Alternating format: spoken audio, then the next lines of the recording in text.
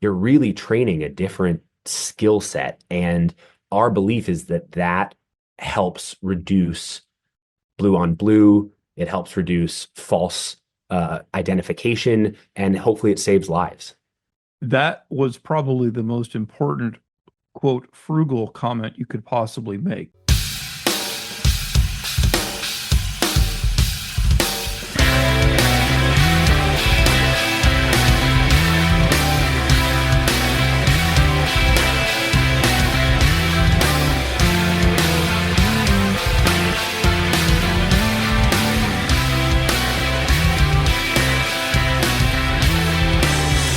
Welcome to episode 32 of the Frugal Firearms Podcast, the podcast that finds really unique, cool stuff for you at good values.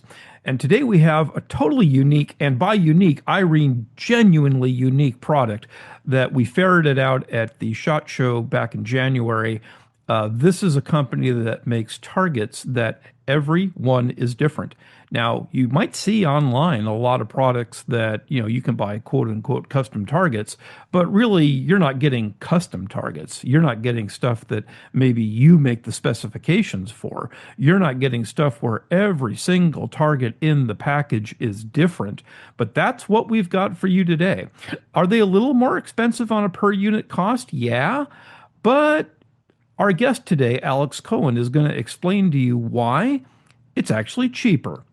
So we're going to get to that in a minute. But first, the administrative stuff. What's the Frugal Firearms Podcast all about? It is about value. It's about saving you guys money on not just firearms, but all the stuff around the firearms industries, targets included, training included, accessories included, like optics and cleaning gear and stuff like that. But I want to emphasize that in order for this show to grow, what do we need you to do? The same thing you see on every YouTube video you watch and every other podcast.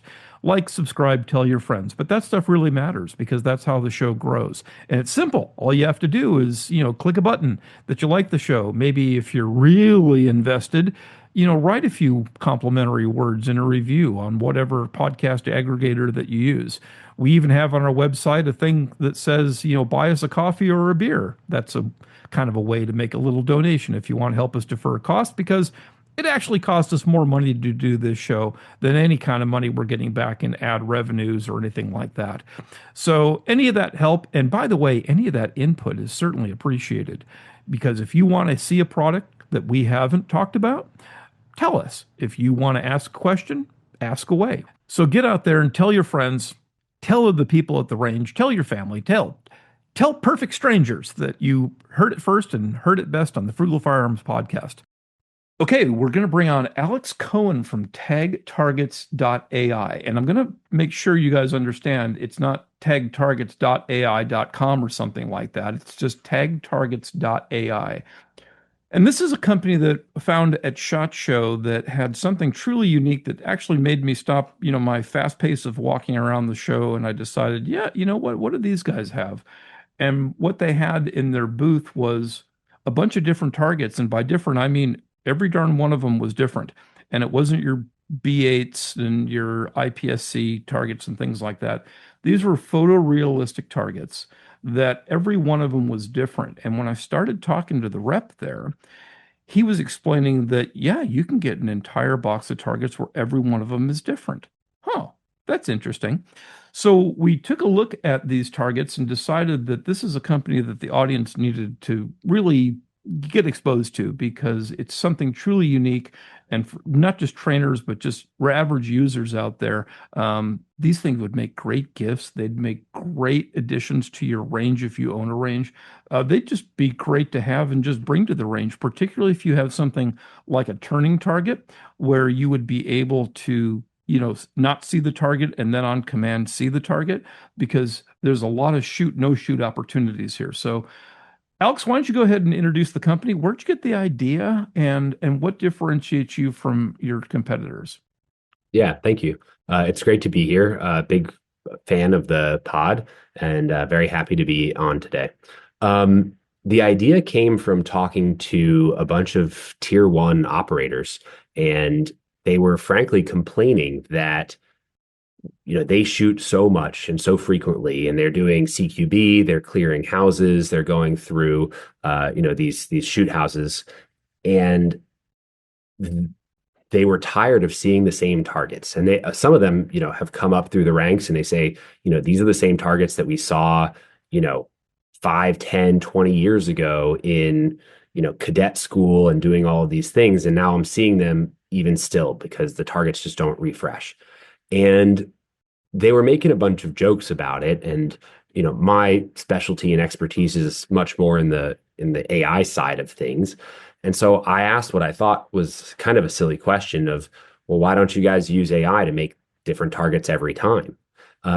Little did I know, you got to print the targets, and that's a whole other question as well. But they thought it was a great idea. And so we started kicking around ideas of why, one of the big questions is why do this different every time? And one of the answers is every situation you're going to ever be in is going to be encountering different people, you're going to be in a different situation. And Yes. the other Yes, piece, exactly. the other piece of it is when you see the same target over and over, you can get really nice tight groupings. You can, fire really quickly so your times look really good, but your brain isn't doing the actual work that it's supposed to be doing of positive threat identification, of saying, hey, is this person truly a threat to me? Am I looking and taking in everything about this target? Am I looking at their posture, their facial expression, where they're holding their hands? And especially in today's modern world where threats don't all come in the exact same flavor and size, where, there could be people that are wearing suicide vests. There could be people that are, hiding a weapon. Or on the other side, there could be a police officer that has just pulled out their badge in one hand and has their firearm in the other. And you want to be able to train to encounter those types of situations so that you are truly using your eyes and using your brain every single time to make the right call, and practicing that, in your training. So that was the genesis of the company. That's what we truly believe. That's why the diversity of targets is so important, and that's why we pride ourselves in the ability to print an infinite number of all different targets and sell packs of where every target is different. So that was the genesis of the company. I'm looking at your catalog here online and follow along, listeners. If you go to TagTargets.AI and then scroll under the shop menu to go to the full catalog, you're going to see what I count up is, I believe, is it 25 different theater mixes? Is that the right number? Where, Yep. for example, if you're training to a specific target, like a regional thing, let's say it would be the Middle East, which seems popular right now, or you want a pack of no shoots, or you want inner city type of things. All those are available to you, but it looks like you've gotten so far into this that you can pick out specific military uniforms from different regions and make those targets as well, right? That's correct. So a significant number of our customers are parts of the United States military. And one of the things that happened was, you know, our military does a number of absolutely amazing and impressive things. And we have collaborations and partnerships with a lot of other militaries around the world where we do training, uh, you know, of these folks and help them. And, it seems crazy, but they were teaching them the way that we fight and the way that we train, and they were bringing targets of, it looked like a generic white guy robbing a liquor store somewhere in middle America, and they were printing 100 or 1,000 of those targets and bringing them into the middle of Africa and using those for training.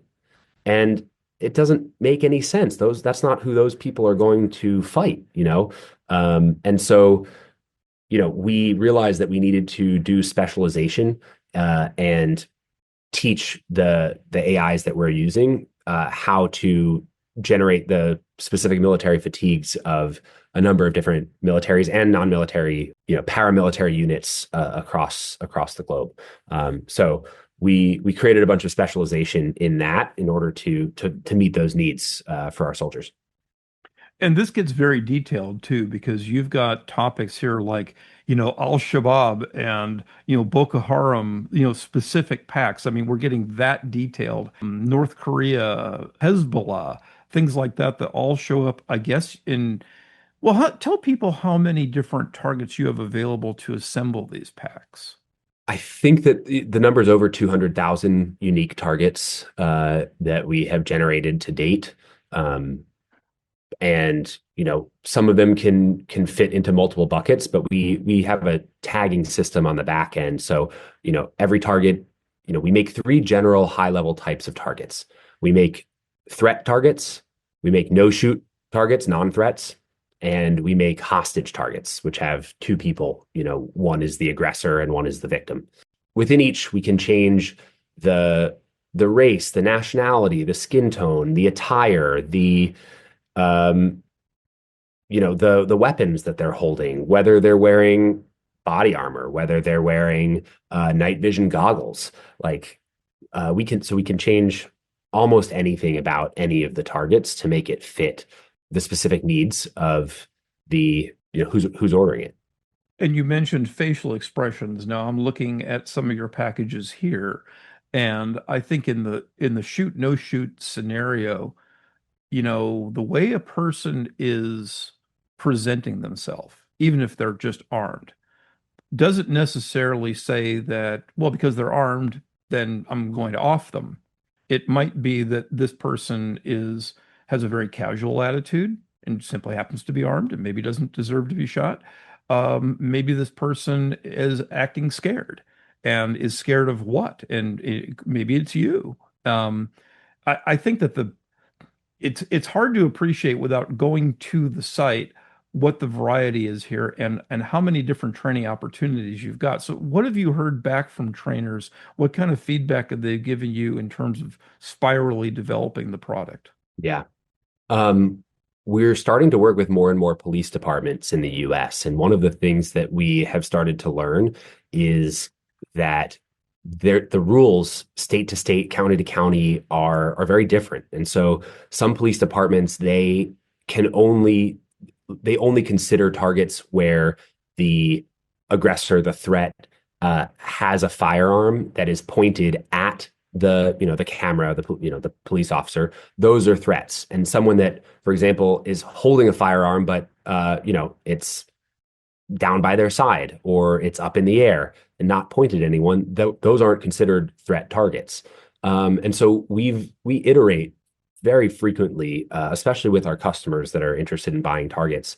That put the one of the police units, they actually had the idea for the plainclothes police officer pack, and they wanted Hmm. a pack with targets where you had to look for the badge, and it was sometimes on someone's waist, it was sometimes around, on a chain around their neck, sometimes it was pinned to their chest.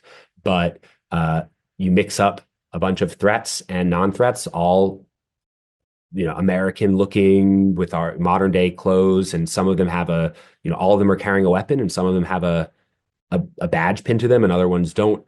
You're really training a different skill set, and our belief is that helps reduce blue on blue. It helps reduce false identification, and hopefully it saves lives. That was probably the most important quote frugal comment you could possibly make because your targets, I mean, since they're printed on high quality paper and are photorealistic, I mean, they do look like photos that you're going to have a higher unit cost per target than some of your competitors that make custom, and I'm putting quotes around the word custom because honestly those things aren't very custom at all since you're getting a package that has no repeats in the entire package. But I think it's important to understand that the way you train may have to do with the way you perform in the real world. And, you know, Ken, we talked about this before, right? What's the cost of a bad shoot? Because you trained to the wrong target. And now you've stereotyped that image, and that's the thing I'm going to shoot every time.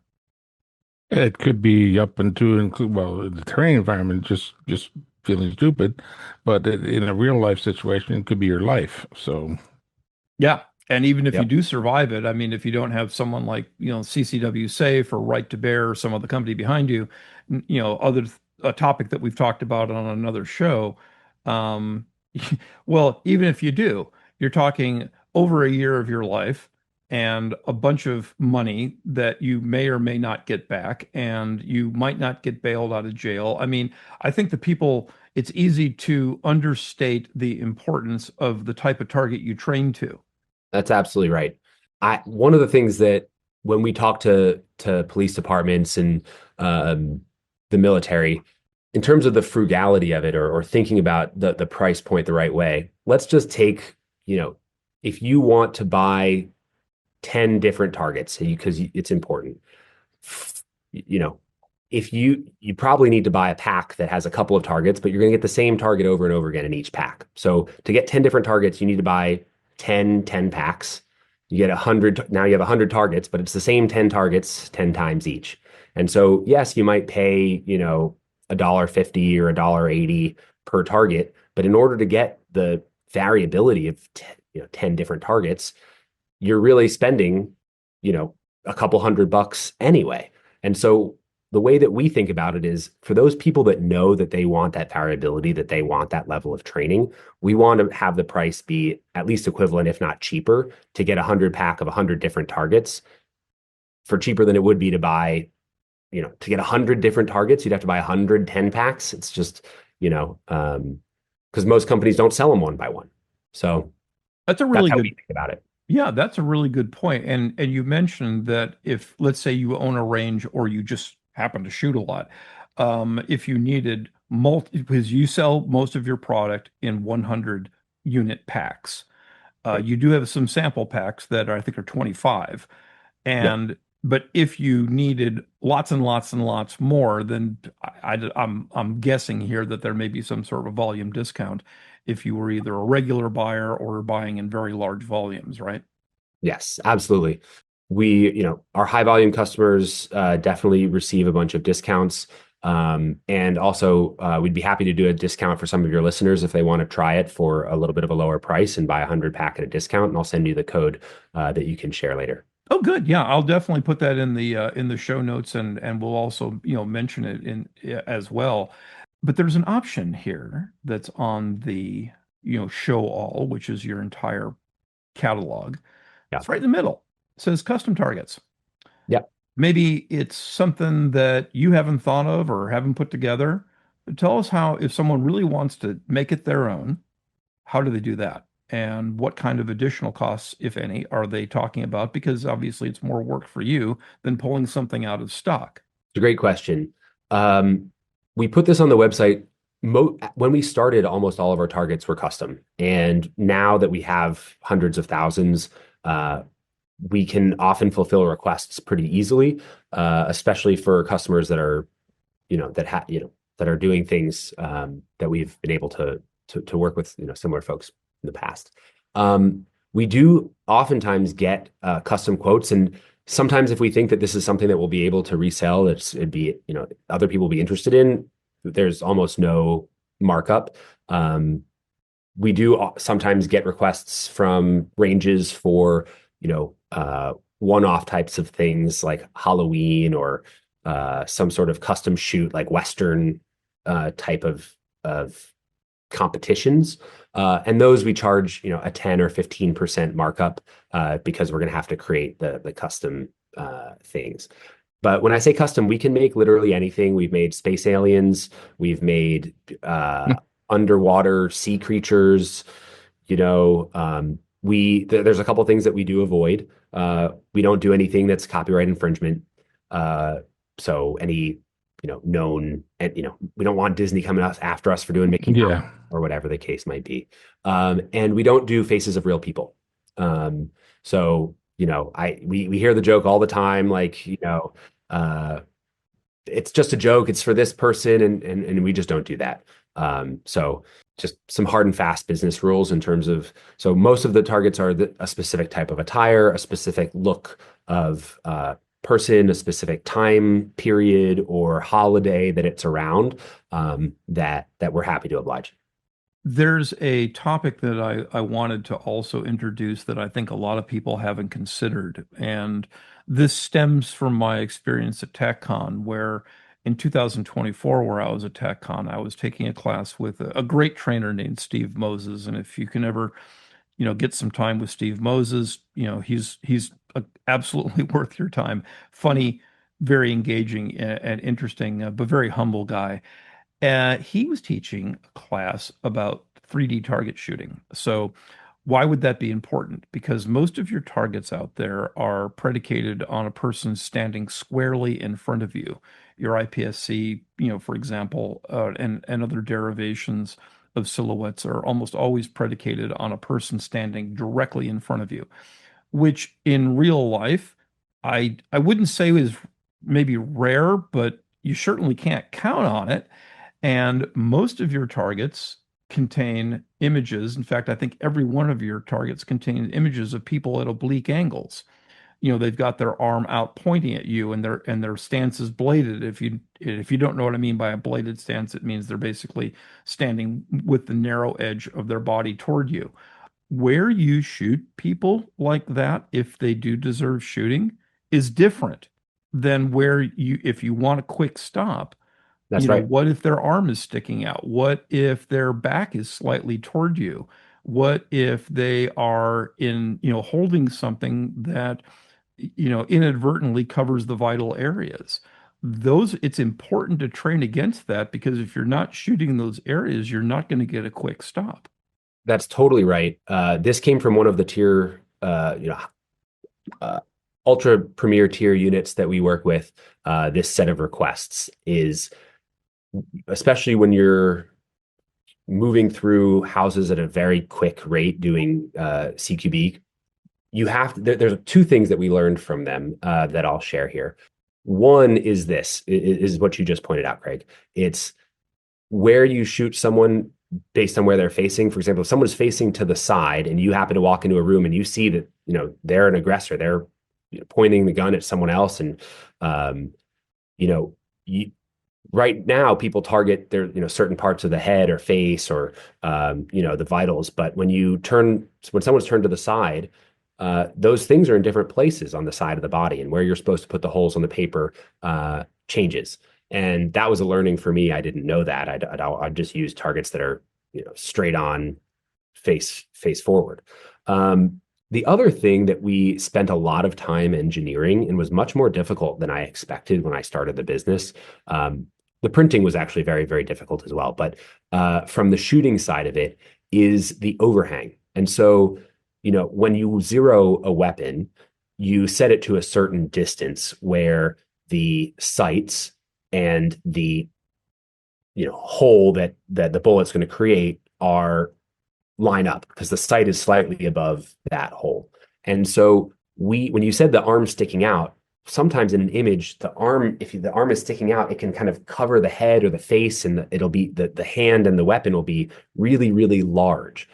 We wanted all of our targets to map very, very closely to the IPSC IPSC size so that they could be scored and judged along very similar lines.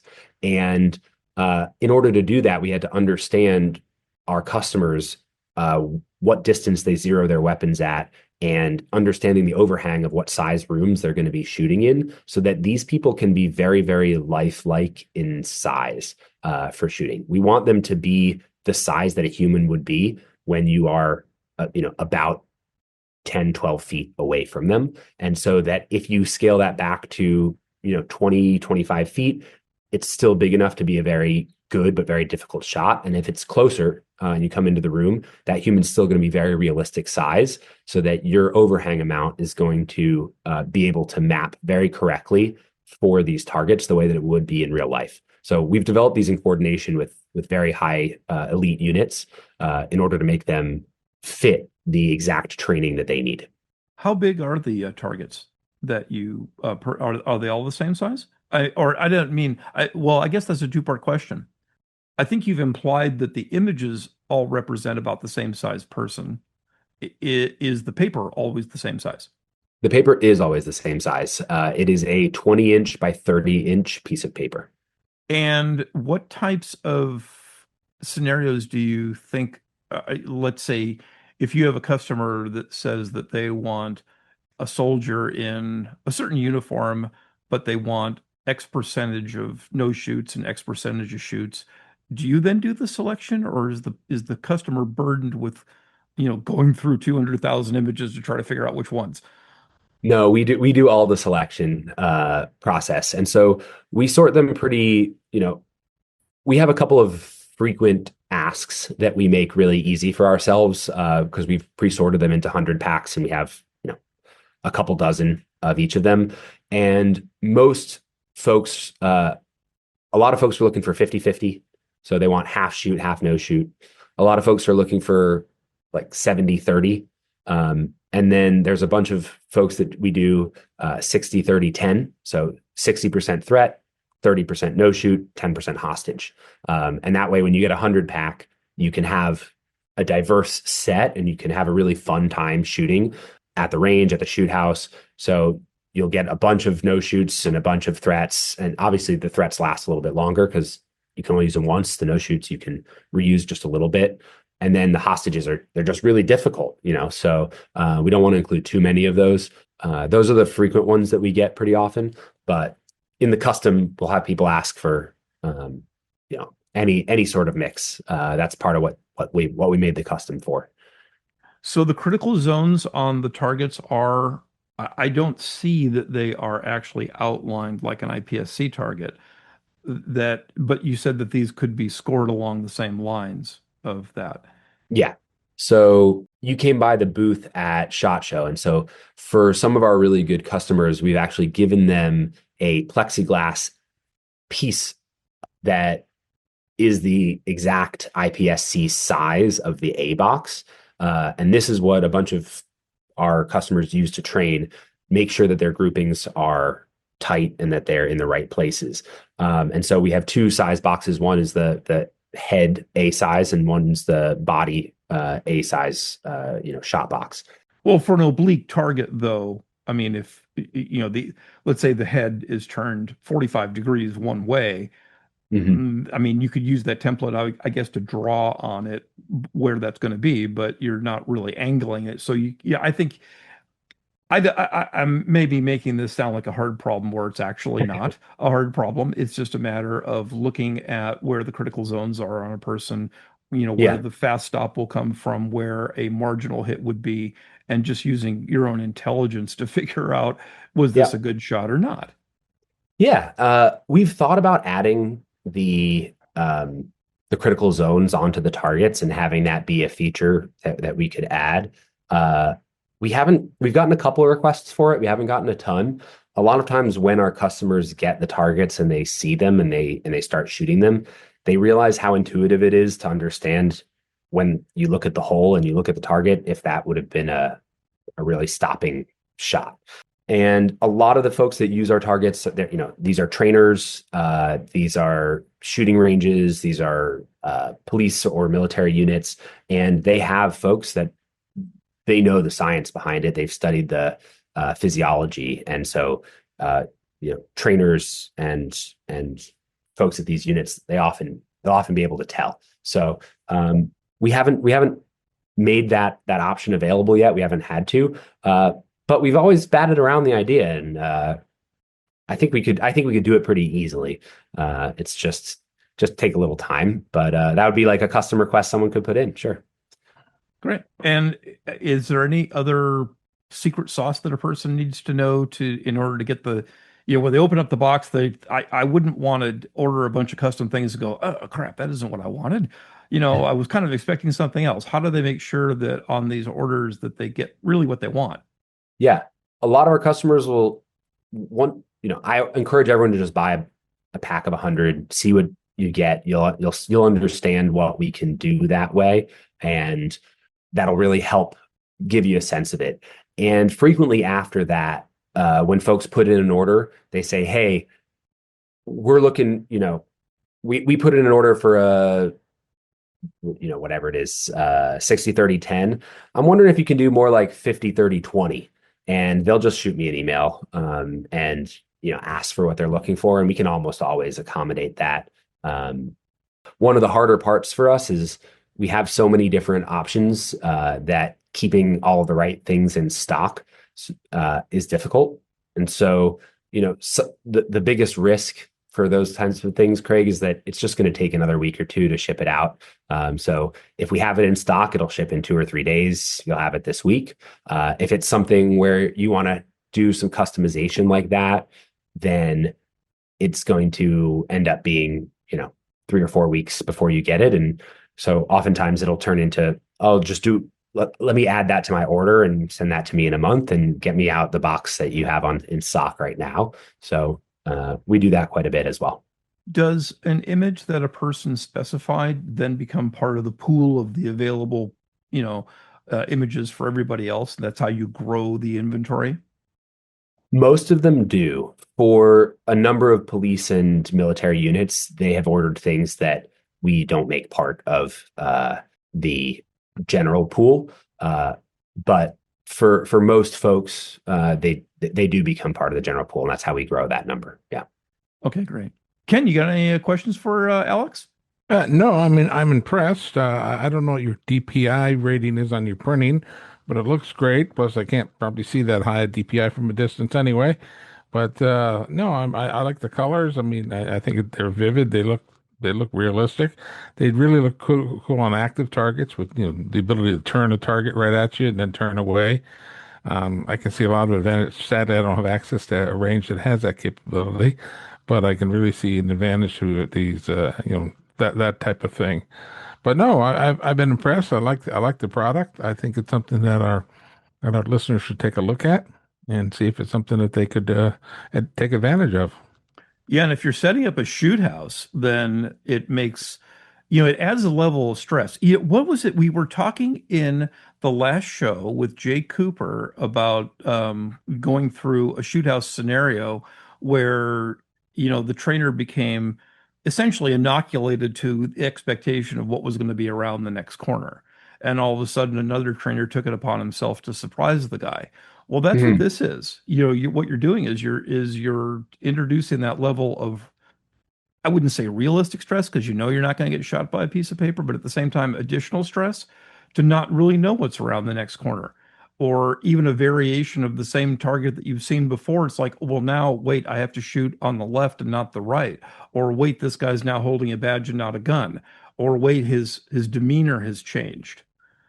All those things matter a lot. And Absolutely. Yeah. yeah, I You're think people totally right. underappreciate it. And we've gotten requests to do some, what I thought at the time, in the exact vein you're talking about, some truly strange things, especially with the no shoots or with the person's other hand. And so, uh, we had one unit that we were working with that wanted that surprise factor. And so we started putting in pictures of the non-combatants, the no shoots, holding a baby or holding a chicken or holding a goat. And all of a sudden, it's not a hostage target. They're holding a whole other animal, and you've never seen that before.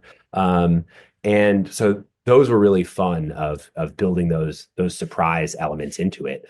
But even with the second hand, someone can be holding car keys in one hand or a wallet in one hand and a gun in the other, or holding a wallet in one hand and car keys in the other. And if you start going through rooms where this is happening over and over again, you really start to understand the reason why it's Right. so important to look at someone's hands. Are you familiar with the I think it's called the dancing gorilla? Um, Yeah. Craig, are you The familiar with this? what? The The dancing the gorilla? dan Yeah, you're gonna have to Google it.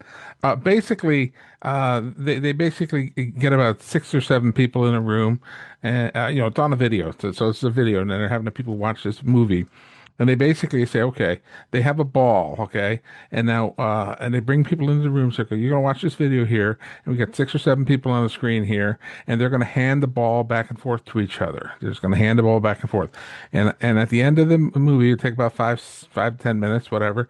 You need to tell me the number of times the ball changed hands. Okay, that's all they did. So they go in and so people are very intent on, okay, the movie starts. There's 5 or 6 people. They're handing the ball back and forth. People are going 1, 2, 3, counting the ball, looking at the ball, staring at the ball, going back, and they're being very intent on counting the ball. How many times it gets passed? It's because they don't want to get this answer wrong at the end of the thing when they're asked. They get to the end and they ask the people how many it was, and pretty much everybody got the right number. And then they ask the question, "Did you see the dancing gorilla?"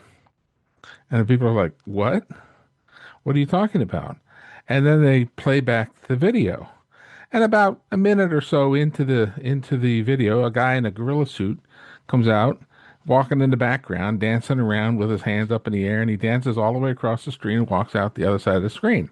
Most people never saw it, never saw the dancing gorilla That's because they right. become absolutely focused on, they get tunnel vision on, they were focused on the ball, on just the ball, and everything else was just a fog. So yeah, watch the video if you've not seen it. It's famous. It's a famous psychological test about how the human brain processes things when we get hyper focused, and that type of thing can absolutely apply to the types of targets that you're looking at too. Sure. Yeah. I mean, that's a great idea. I mean, you say in a debrief, what was the guy holding? How many things were, in the room with him or something? I mean, there's so many things you could do because, I mean, absolutely to your point, Ken, if you have an actual shoot, before you say, I'm going to cooperate, but right now I want to talk to my legal counsel, before you say that point, they're going to start asking you questions that go to along those lines. How many shots did you take? Didn't you see the baby? Didn't you see that he was holding a phone and not a gun? So, yeah, man, I hadn't even considered that, but you're absolutely right. Yeah. One of our other really popular packs is what we call the AB pack, where it's 50 of the same person. On image one, piece of paper one, it's, this guy, let's call him John, and he's holding something innocuous. It's a no shoot. And then the next piece of paper behind it, he's a threat. And then the third one, it's a different, looking person. But each one is a pair of the same person. One time as a threat, one time as a no shoot. And Mm. we do these A/B targets, and folks just love them because it's exactly that. It's like, hey, I've seen this guy before, but you have to take the time to actually look and not kind of let your mind just go into fast thinking mode. So one of the books that helped me understand this was David Kahneman wrote a book called Thinking Fast and Slow. And one of the things he said in the book was we have these two modes of thinking, fast thinking and slow thinking. And fast thinking is this immediate reaction. And that's what we're using when we go through a shoot house. It's like but you actually want to train your brain to do that extra thinking. Because if you've seen the target before, it's very easy. You just think fast. It's like, I know this person's a threat. I've already seen them 5 times. I've been through the shoot house 5 times today. I saw them in 3 rooms each time. And so when you have different targets every time, you have to train yourself to take that extra set of thoughts and not react just, boom, quick thinking. And doing that training of making yourself think slow in order to make the right decision when it's a life-altering decision is really, really important. In our episode 29, Jay Cooper talked about the importance of the thing called the pause. And that is exactly what you're talking about. So, Exactly. So this is making sure you practice that pause. I love it. all right, Alex, got anything else for us? No, thank you guys so much for Very, having very me much on. appreciated. Yeah, this has been a lot of fun, honestly. Great talking to you guys. I love what you do. Thanks for having me on today. Absolutely. Thank you, Alex. Take care. Hey, again, thanks to Alex from TagTargets.AI for coming on the show today and talking about something that's absolutely unique. And I mean that at the very core meaning of that word. So, next shows coming up are going to be a discussion between myself and Ken about what to do when you want to set up a go bag or a bug out bag, our recommendations, the types of things to consider there. A number of other companies are queuing up. A couple tests that we have to still do when we get to the range, about a couple products that we've been offered samples of that we really need to vet to make sure that they meet the criteria to be on the show. In other words, they're quality products that we believe in. And one controversial product coming up that I think is going to, I don't know, maybe piss a few people off, but it's certainly going to create some controversy. But remember, this show is all about opinions and all about allowing people who believe in their product to put those opinions out there. And ultimately, it's your responsibility to do your homework, make sure you end up with the right products, and make sure you spend your money wisely. Good night, folks.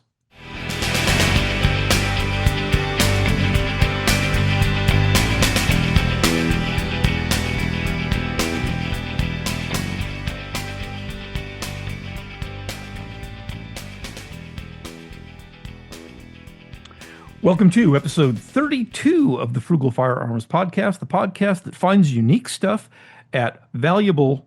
No, start over. Welcome to episode 32 of the Frugal Firearms Podcast, the podcast that finds value related. No, that sucks too. Welcome to episode 32 of the